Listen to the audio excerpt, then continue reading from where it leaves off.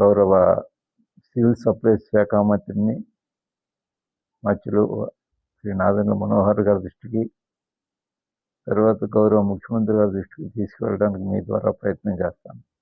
మొట్టమొదటగా గౌరవ మనోహర్ గారు తండ్రి గారు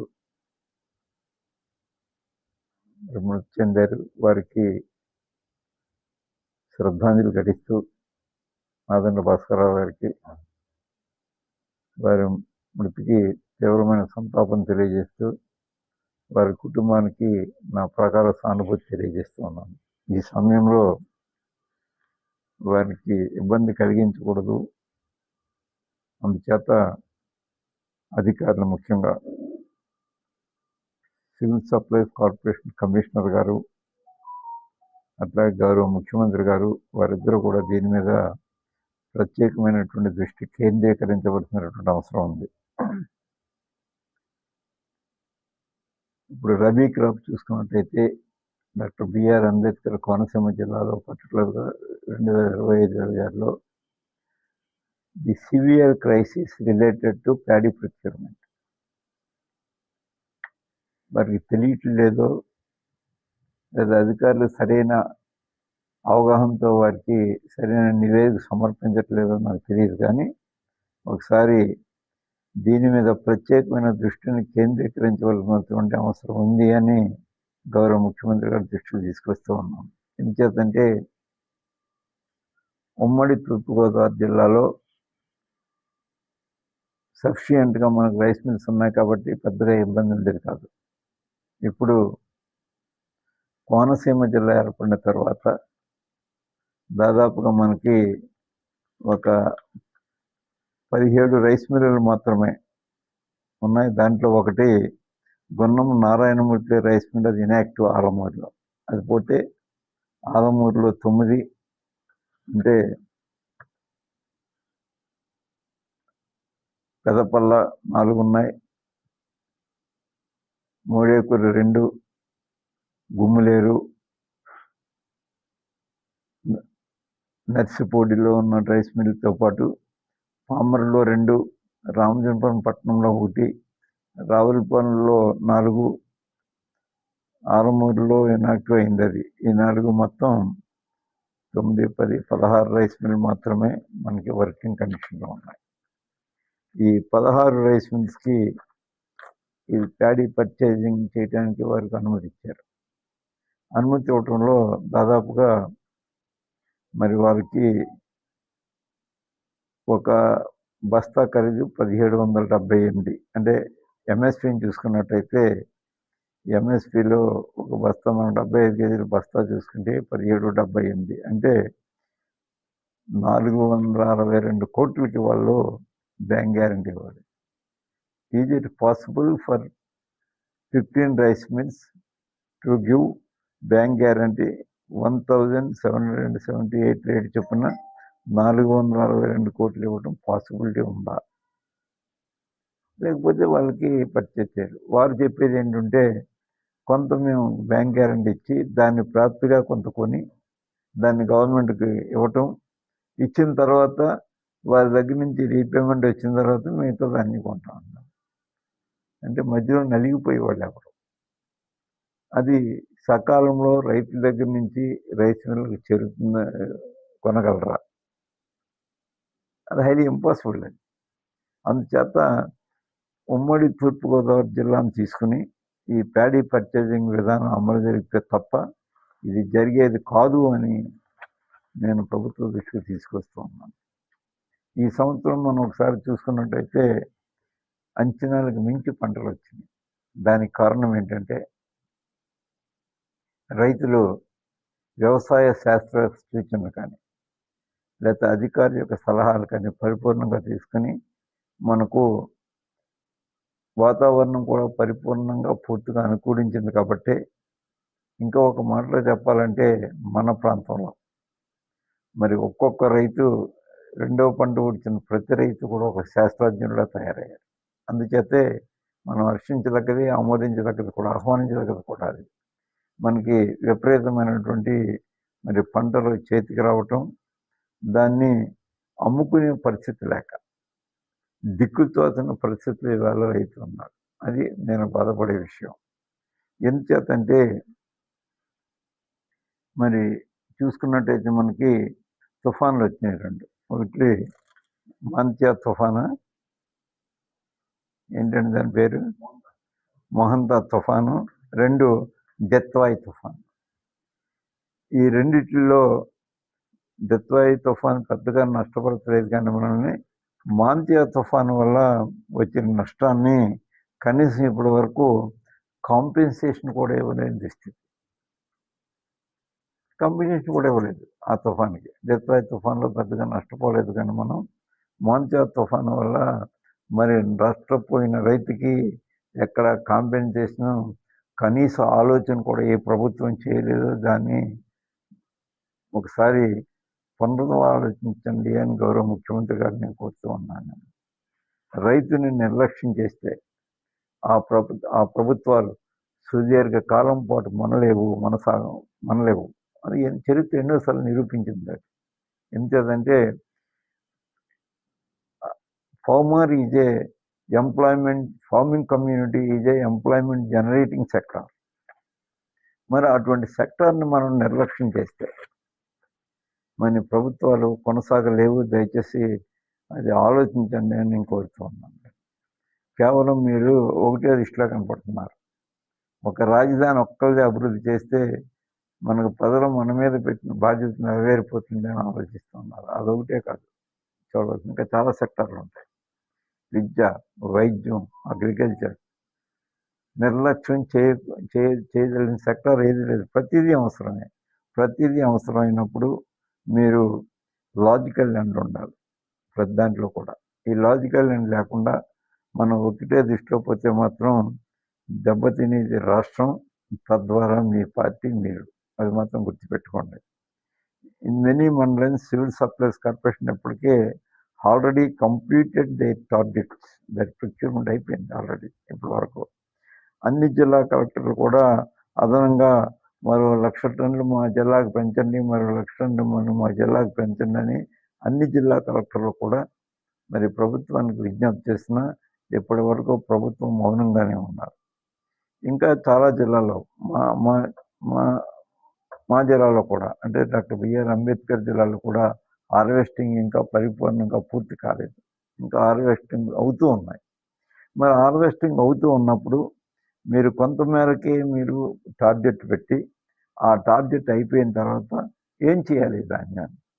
అటు మీరా కొనరు, ఇటు ప్రభుత్వమా కొనరు, ఇటు ఇదే అదనంగా దళారులు అదనంగా తీసుకుని మరి 1,600 రూపాయలకే బస్తాకు కొనే దుస్థితి ఇక్కడ ఏర్పడిందంటే దానికి కారణం ఎవరు?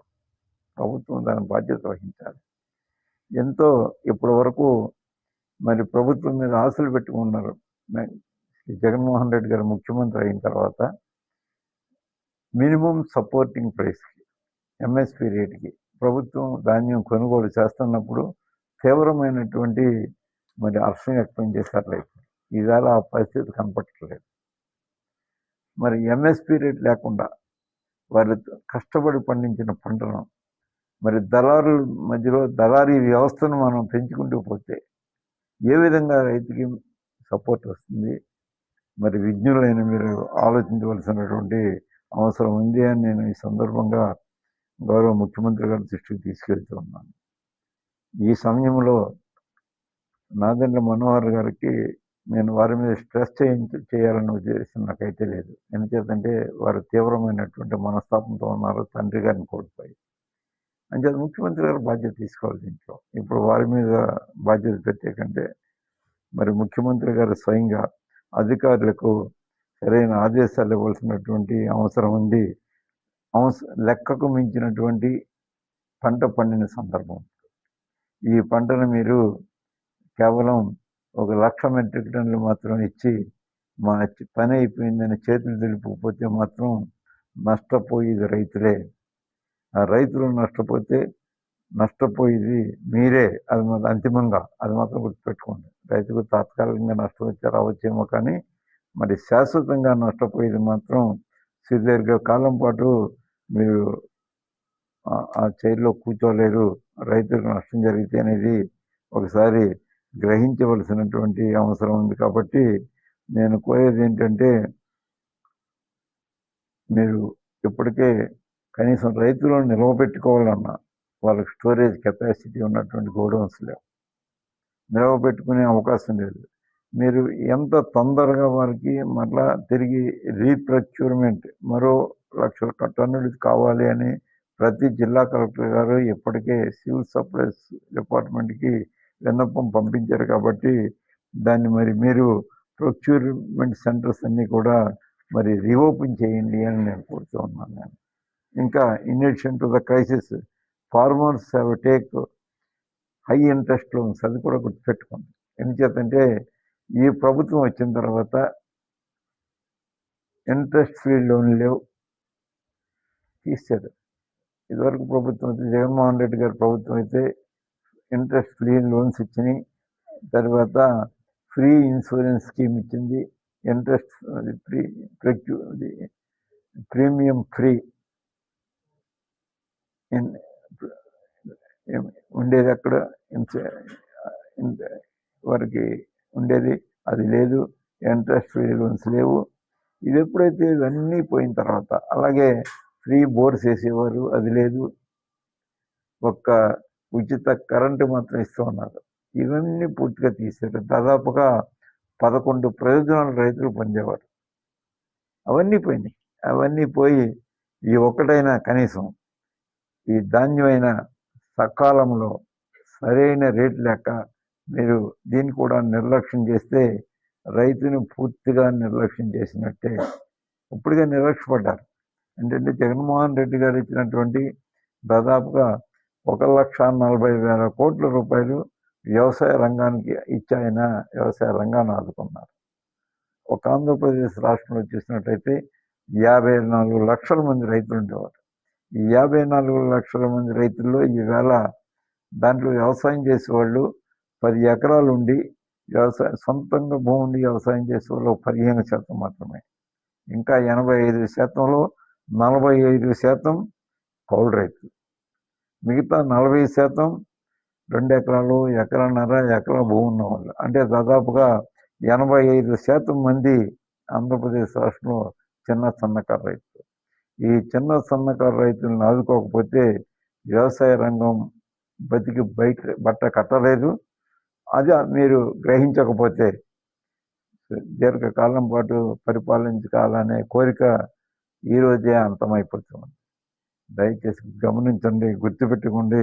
అర్జెంటుగా దీని మీద సివిల్ సప్లైస్ కార్పొరేషన్ ద్వారా ముందు మీరు ఈ పర్చేజింగ్ కెపాసిటీని మరి వారితో కొనిపించవలసినటువంటి బాధ్యత ప్రభుత్వం మీద ఉంది. దాని నుంచి దళారీ వ్యవస్థను మరలా తిరిగి ప్రవేశపెట్టడానికి రాష్ట్రంలో మీరు ప్రయత్నం చేసినట్టయితే అది ప్రభుత్వం యొక్క దివాలా కోరుతనం తప్ప మన రైతులను ఉద్ధరించడానికి మాత్రం కాదు అనేది చాలా స్పష్టంగా ఈరోజు తమ దృష్టికి మరి తీసుకువస్తూ ఉన్నాం.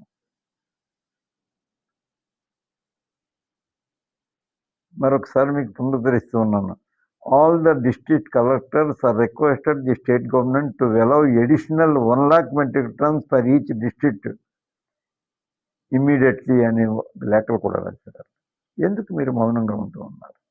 ఎందుకు ఈ దళారీ వ్యవస్థ మీద మీరు చేస్తున్నారు? అంతేకాకుండా previous government has deployed 920 personnel and 140 custodian officers across 279 Rythu Bharosa కేంద్రాలు. ఆ వ్యవస్థ లేదు. ఎవరితో చెప్పుకుంటారు వీళ్ళందరూ? ఆ రోజు 920 మంది పర్సనల్ స్టాఫ్ని, 140 మంది కస్టోడియన్ ఆఫీసర్స్ని రైతు భరోసా కేంద్రాల ద్వారా వారు నియమించి ప్యాడీ పర్చేజింగ్ మీద ప్రత్యేక దృష్టి పెడితే ఈవేళ మీరు అవన్నీ మూసేసి 1,00,000 టన్నులు ఇచ్చి ఒక జిల్లాకు మరి మీరు చేతులు దులుపుకున్నారంటే దళారీ వ్యవస్థని పరోక్షంగా మీరు పెంచి పోషించడానికి చేసే ప్రయత్నం అంత మంచిది కాదు అని దయచేసి గమనించండి అని నేను గౌరవ ముఖ్యమంత్రి గారికి విజ్ఞప్తి చేస్తున్నాను. అంటే అనుకుంటూ ఉన్నారు మనం ఏ నిర్ణయాలు చేసినా వాళ్ళకేం తెలుస్తుంది, వాళ్ళందరూ పెద్దగా విద్యావంతులు కాదులే అని అనుకుంటూ ఉన్నారు. ఇక్కడే అంబేద్కర్ మహాశయ చెప్పిన కొటేషన్ మీ దృష్టికి తీసుకొస్తూ ఉన్నాను. An illiterate intelligent is more powerful than educated intellectual. This quotation was delivered by Dr. B.R. Ambedkar. An illiterate intelligent is more powerful than an educated intellectual. గమనించండి గౌరవ ముఖ్యమంత్రి గారు. అంచేత వారికి ఏమీ తెలియదులే, ఎక్కడో మారుమూల వ్యవసాయం చేసుకుంటున్నారు, లేదా ప్రజలకు ఏమీ తెలియదులే, ఎక్కడో మారుమూల గ్రామాల్లో ఉంటున్నారని అనుకుంటే మాత్రం నష్టపోయేది మాత్రం చివరికి మీరే అనే మాట మరొకసారి మీ దృష్టికి నేను తీసుకొస్తూ ఉన్నాను. నేను దయచేసి ఫార్మర్స్ అందరూ బాగున్నారని అనుకుంటున్నారేమో. వ్యవసాయ రంగం నష్టదాయకమైనటువంటి రంగం.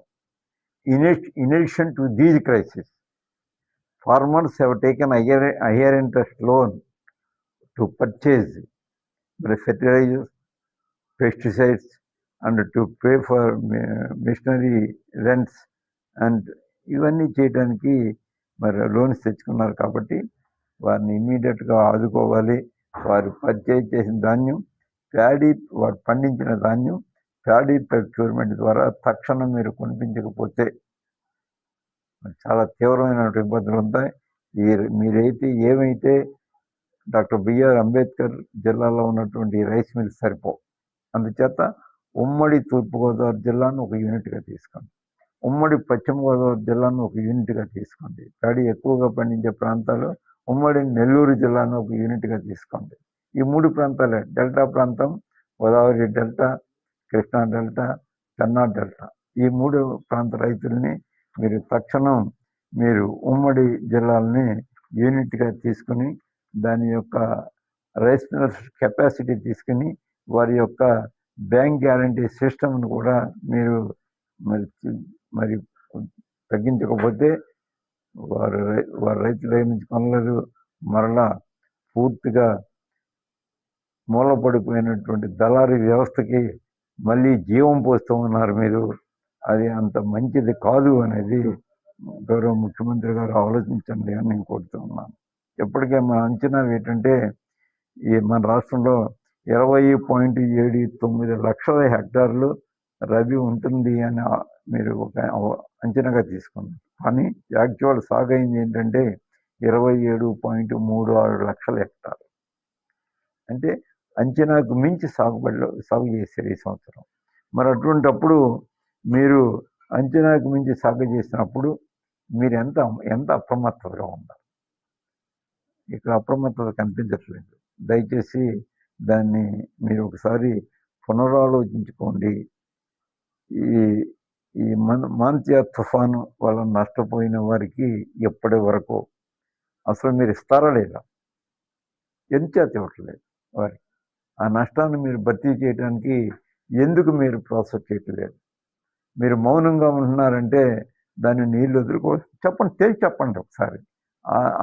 ఆ తుఫాను వల్ల నష్టం జరగలేదు కాబట్టి మేము ఇవ్వటం లేదు అనేది అదైనా చెప్పండి. అది చెప్పరు. అంటే మీ మౌనం ఇస్తే మర్చిపోతారని అనుకుంటూ ఉన్నారు. మరి ప్రజలు అంత అమాయకత్వంగా లేరు.